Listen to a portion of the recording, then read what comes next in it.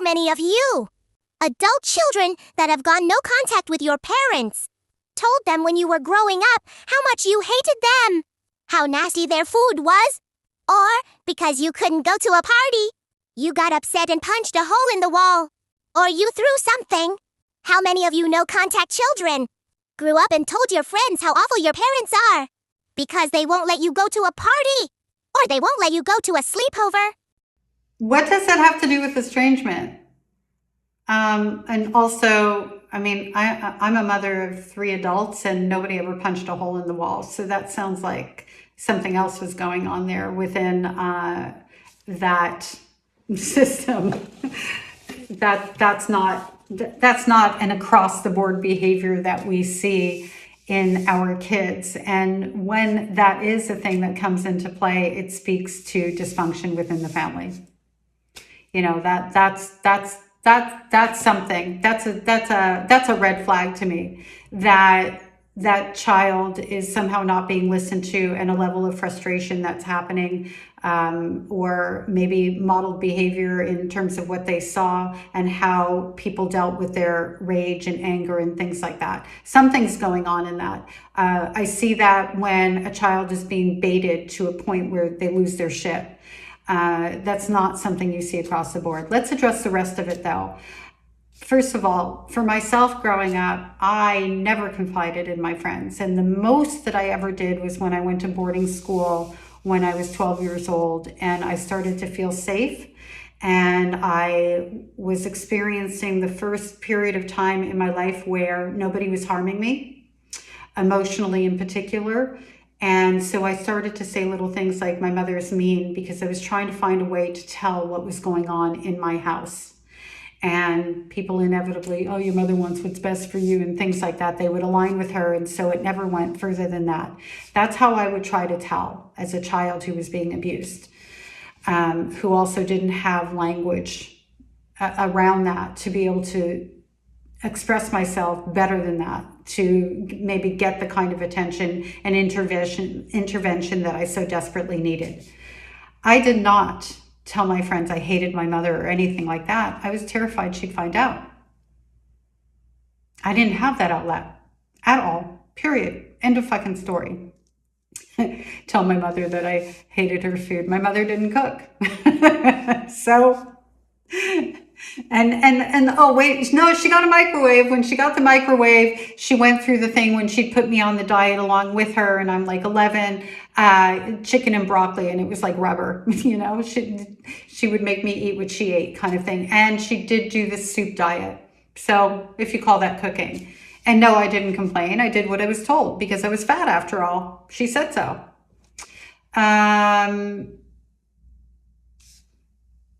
Slamming doors and things like, no, are you fucking kidding me? No, none of that happened because I was terrified of my mother and I would do anything I could to be like a little statue. You know, she was one of those, get that look off your face. And I'm like, what look? There isn't a look because I'm a statue. And I would literally go into like statue. And I know a lot of you will relate with that. Or like she's berating me about something and I'm looking down at the floor because I want to make sure she doesn't see the tears welling up in my eyes and get angrier at me. And then she would say, look at me, and then wipe that look off your face and stop looking at me. And it would just be a whole, well, the mind fuckery, right? But that's not abusive at all. I know, not at all. My kids, I am very sure, trashed me to their friends on occasion and called me stupid and she won't let me come, or times, you know, I might have caught somebody sneaking out, or, you know, all the things. I was the witch. And you know what? I was so glad to see that normalcy in there. That's what I wanted for them. And here she is painting it like it's a negative. And to me, it was like, I remember my youngest texting me, and she might have been like 11, that she hated me because she was on her way to her dad's. We were divorced and she was going to have to surrender her phone to him because we came together and she was in trouble for something. I don't know. You know, I'm not smear campaigning her. She's such a good, all my kids adults. They're really good people. They were really pretty easy kids, actually. It's those things. As parents, we create structure. There's consequences, whatever the things are. And her dad and I came together and decided, she couldn't have her phone for a day, a week, whatever it was. And so she texted me, she hated me. And I remember in the moment, like, I didn't like how it felt. And at the same time, it was like, yes, she could tell me that. I didn't feel disrespected. I didn't feel angry. I felt like that's how you feel right now because you're pissed off. Okay, cool.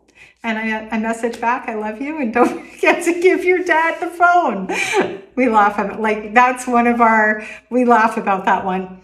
Slamming doors happened occasionally, not very often, because they would get in trouble if they slammed the door. They would. Like, that wasn't something that we tolerated in our house. That wasn't okay. You can be angry. You can't, disrespect the things we work hard for. And this is your room. You need to value your things.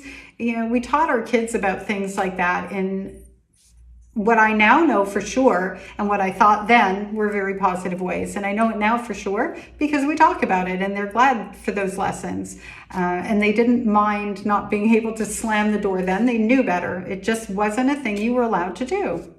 Your dad works hard to, do all the things. Your mom works hard to do all the things after we were divorced because, we both, anyway. Not going to get all sidetracked on there. So she is trying to use normal, this is what they do, normal, healthy, with the exception of punching the wall, childhood behaviors as like it's not her fault. It's not her responsibility. She should not be held accountable for the fact that her adult offspring doesn't want to have a relationship with her. This is what they do, though. They take ordinary things and they leverage them to make them seem like they're not hurting us, they're not abusing us, there's something wrong with us, all of the things. Like my mother would tear apart my closet and make me clean the whole thing, and I would be in a lump of hell and all the things, and she would represent it to other people like, I was keeping a messy room and she was teaching me values and chores. Like, that's what I mean by ordinary things. How many times did you grow up and lie to your parents? Oh, I lied all the time. All the time. Because the truth actually was never good enough. I could try to tell the truth, and my mother would tell me she knew I was lying. So that was one of the reasons. Who else had that experience? Drop it in the comment section. And I lied for her. I lied for my brother. I lied for my own protection, for their protection. Lying was a way of life in my household. Lied to your parents. Yeah, I fucking lied to her. Of course I did. It wasn't safe to tell her the truth. I wasn't committing a crime. I was committing self-preservation. And my kids, how many times did they lie to me? I'm sure they lied to me plenty. I'm sure absolutely they did. Not out of like fear of consequence, just like if they wanted to do something they knew that they weren't allowed to do, that kind of lie. They also told me the truth a lot, probably more than the average, I would think. I mean, I remember this one time, my son had gone to the park and he was, I don't know, maybe like 12-ish years old. And he came home pretty quickly and he just had this look on his face. And I was like, oh, momdar, radar, momdar. And I said to him, hey, are you okay, bud? I don't get to call him that anymore. That used to be one of his nicknames. I'm not giving my kids' names on here, my adult son's name on here, or my daughter's. He's like, I have to tell you something, but I don't want you to be mad at me. And I'm like, okay. He goes, no, but really. I'm like, okay, well, I can't guarantee you I'm not going to be upset. However, we'll deal with it. We'll talk about it. Just tell me what happened. And he said, I was at the park. It's so sweet. I was at the park and so-and-so and so-and-so lit up some cigarettes and they were trying to get me to smoke and I left. I was like, okay, where's the part I'm going to be upset about? He said, well, I thought you'd be angry at me because I was there when they started smoking. And I said, why? He said, because you and Dad have always taught me that you're known by who you hang around, and I was hanging around them. He must have been like 11. I'm looking back at age, and I'm like I'm thinking, this is parenting win best day ever. And even though he was afraid that he would get in trouble for something, and of course we unpacked the whole thing around, yes, you're known by who you hang around and you want to be aware of that. However, you're also known by the decisions that you take, and that was an amazing decision. I'm still beaming with pride to this day, like, wow, like that was one of those moments of, I've called his dad and I'm like, I got to tell you this story. And he trusted me with the truth. Why? Because as much as there were consequences in our household wasn't a punitive household. I can't get why people make this so fucking difficult. Oh, and my kids didn't come with manuals in case anyone's interested. However, we did read every parenting book we could get our hands on, and we got plenty of things wrong, just like we got plenty of things right, especially the love part and the safety and the seen and the cherished part. That we got really right, thank goodness. And guess what? Most of your parents forgave you. Most of your parents weren't even abusive. They were actually being parents. And because you didn't get your way, or because you had failing grades and was grounded and got in trouble, you grew up and somehow thought that was trauma or abuse. The fact that you say your parents forgave you tells such a story. Forgave you for what? For being a normal kid? Oh, she had a punitive household, a judgmental household, a household of you're a piece of shit. How could you do that kind of household? I bet you anything. I will die on that hill. Your parents forgave you? Are you fucking kidding me? Wow. I don't get it. I genuinely don't get it. Like I'm gobsmacked on that remark. Your parents? Wow. All right, let's read some of her little things together. Let's see what she's got. I'm reading these pretty cold. So, to the adult no contact children. Are we children or are we adults? I understand what she's saying. I do. Going no contact because your parents can no longer be manipulated and punished by your hateful ways and hurtful words. Does it make you feel better to know you are being cruel? Some parents are exhausted. It's not always the parent's fault. And then at the bottom it says, I ain't shrinking no more to make you feel tall. Hateful ways and hurtful words. So your adult offspring came to you and said, you harmed me, and tried to get you to take accountability, and you feel manipulated by that. I mean, that's what they do, right? They hide behind their own feelings instead of taking accountability. They hate to hear what they did wrong. Okay, I don't have a lot to say about that. Let's see what else. It's not always the parent's fault. So that's her theme. Okay, now I get it. Not every disagreement, rule, or no is abuse, and not every imperfect parent is a narcissist. That's true. That's true. Absolutely. It isn't the disagreement, it isn't the rule that's abuse. It's the way that it's executed that determines whether or not it's abuse. And if those rules are structure and there's safety and they are done with love and care, not out of anger and rage in particular, because that is a thing. Remember the hole punch in the wall, that's an indicator. Then it becomes abuse. If it's designed to control and tear down the self-esteem of your child, it is abuse.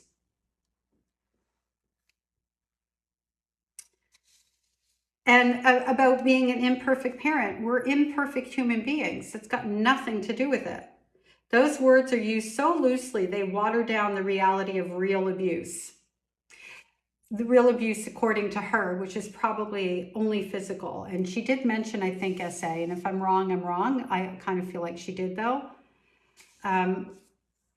This is that classic estranged parent who doesn't recognize emotional abuse. That's my opinion right now. Maybe it will change as I read through these little screenshots she's given us here, or I've taken screenshots. Me listening to a young adult telling me why they went no contact, starting with my parents weren't who I wanted them to be. And you can see the look on her face, the condescending look on her face. Could you imagine if parents went no contact because kids weren't who we wanted them to be? Well, that's actually, I think, a lot of what's at the root for ending up no contact, because we aren't the kids you want us to be, and we're adults, and you don't want to evolve into a relationship with an adult.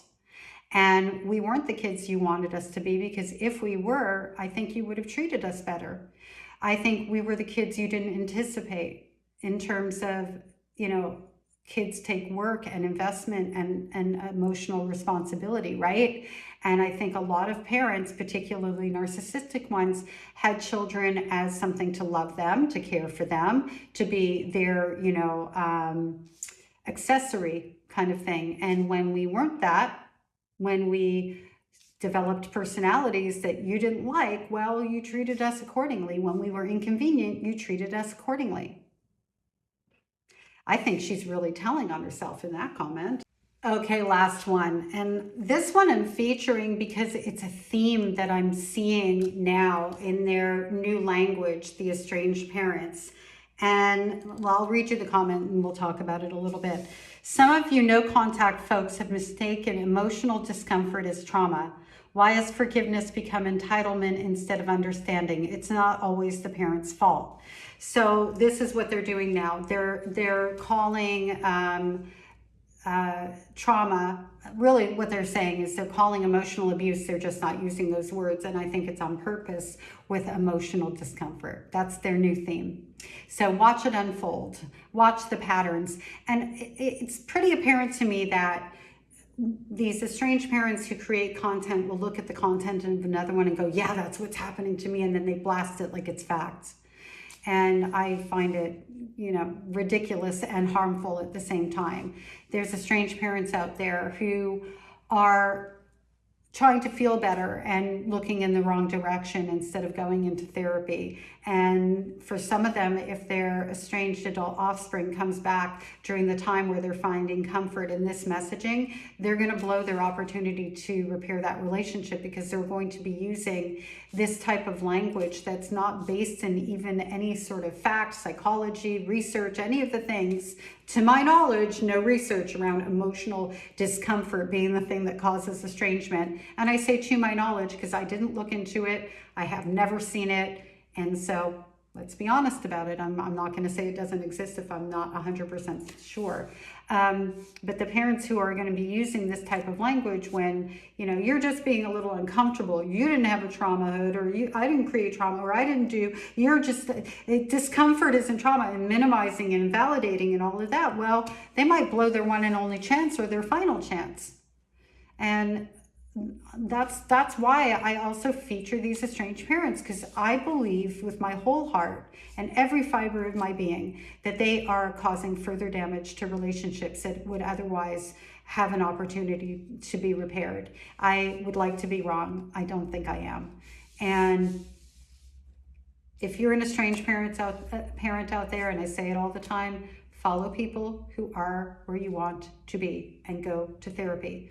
Go to therapy. It's good for you. And don't go to therapy with someone who doesn't talk about trauma and who only does like mindset kind of stuff. Go to someone who's trauma informed, because chances are, if you are in a situation where you've got a low contact going on or an estrangement going on, you've got your own trauma to unpack and you don't even realize it. Wouldn't it be better to build a great relationship with yourself and your own self-esteem and your own self-love so that you can bring that forward onto your other relationships, particularly if you have a chance with your adult offspring? Wouldn't that be a better choice than this? I think it's kind of common sense. I really do. Or not kind of, it is. Okay, that's it from her. I was going to play another video of hers. I'm going to save it for a short. It's just too good. So anyway, our video will be at the end of this video, and I will see you in the next video. Thank you so much for being here.